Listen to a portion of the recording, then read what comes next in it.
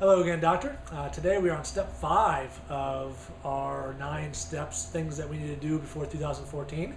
And today we're going to be talking about your new patient procedures and evaluating that process and really evaluating the entire experience that a new patient has. Something we should look at again before 2014 in these next couple months so that we can make improvements along the way.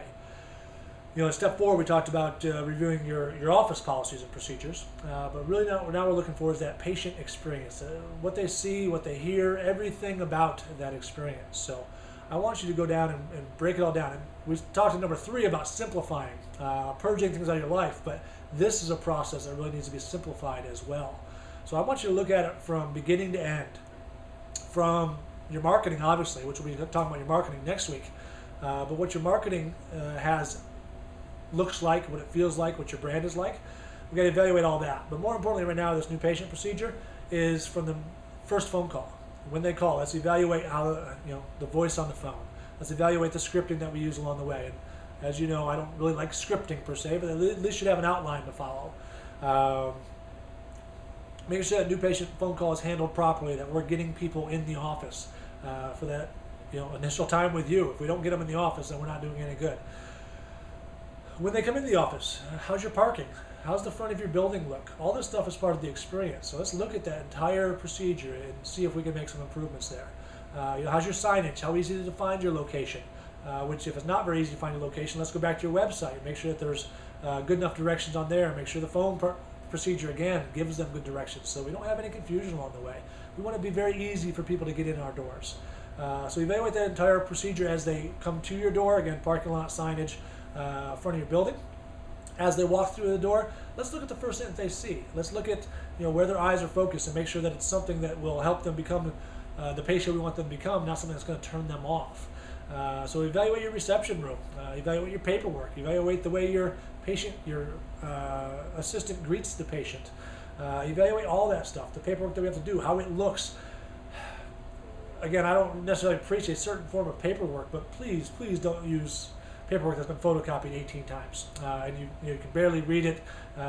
Make sure it looks presentable. We can easily retype that stuff up, brand it nicely, make it look pretty, make all that experience look good.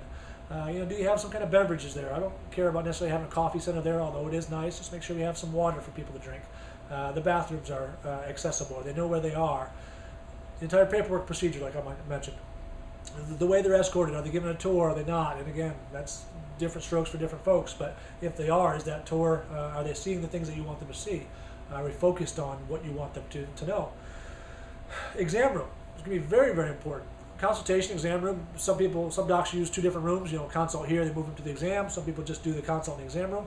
Look at those 2 rooms. Make sure that that consultation room is not your doctor's office where you have piles and piles of stuff. Again, we talked last week about simplifying and purging, so hopefully that won't be the case, but just make sure it's not stuff that they see that you're not organized. We don't want to see that. We want to make sure that these rooms are perfect. Your consultation procedure, something we should always be looking at.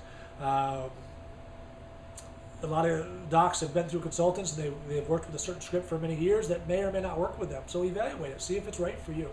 That consultation, moving into your exam, making sure you're thorough enough for the state board, but also putting in enough information in there to make sure that the patient knows what the problem is as you're going along the way.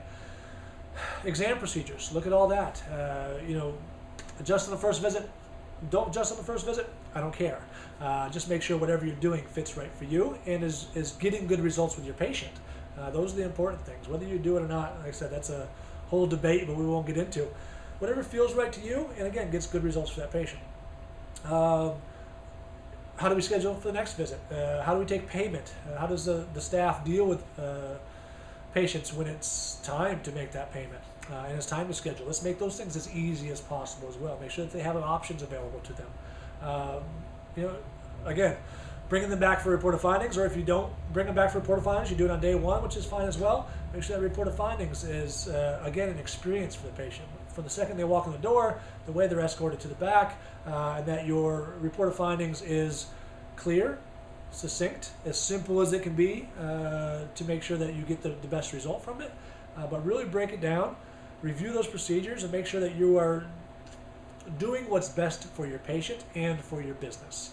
And again, I've seen a lot of doctors these days that just stop doing reported findings and stop making any kind of formal recommendation at all. And I certainly don't recommend that. That's one thing I would definitely say, you make a recommendation. Whatever it might be, we should still make a recommendation. Your patient's coming to you for advice. They're coming to you as a doctor. They want to know what you think is best for them, so tell them what's best for them.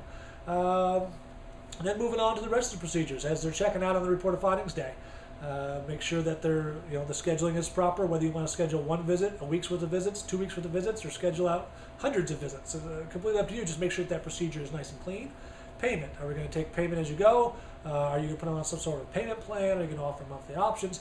Review all those things. Get them honed in so that, again, first of the year, we can be ready to go with those things. And then your re-exam procedures. This is a tough one for a lot of doctors. A lot of doctors have stopped doing re-exams. Please, if you're not doing re-exams, get back on some sort of a procedure. I guess typical across the country is doing a 12th visit, 30 days, something like that. Some my clients, I recommend they do it earlier, even as early as 6 visits, sometimes in the 8 to 10 range. Kind of depends on your practice and what you're trying to accomplish, but get your re-exam procedures nailed down as well. Make sure there's some opportunity to check progress with a patient and move them wherever you want to move them to. So step number 5, things that you want to do before 2014, look at that new patient procedure from beginning to end. Everything the patient sees, everything the patient experiences, make sure it's as good as you can possibly make it. We don't need to spend a whole bunch of money, painting walls, putting on carpet. That's not what I'm saying. Just do the best you can to make sure that experience is as good as you can make it.